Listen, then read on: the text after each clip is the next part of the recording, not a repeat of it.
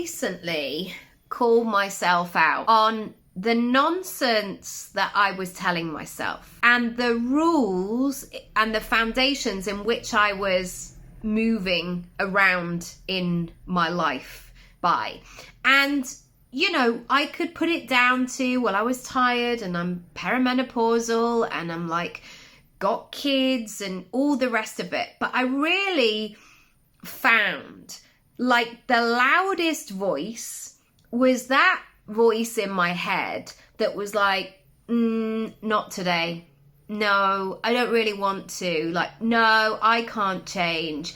No. And I was like really stuck in this like grumpy teenager version of myself. That version that's like, no, just, you don't want, if you were in a big creative meeting, you wouldn't want that person in the room.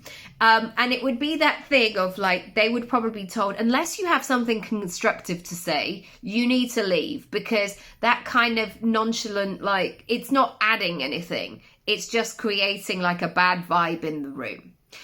And so I really began to call this version of myself out, because if I was hanging around with this kind of person, and this is not to say that I'm not a good friend or I'm not interested in other people's problems. I absolutely am, and I always want to hold space for people and all these sorts of things.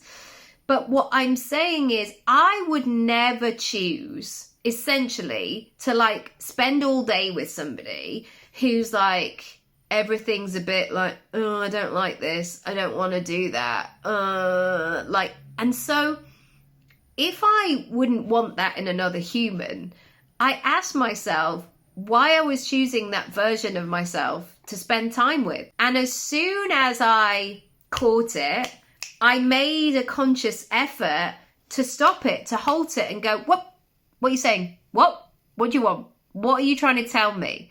Why have you suddenly brought the vibe of this situation down?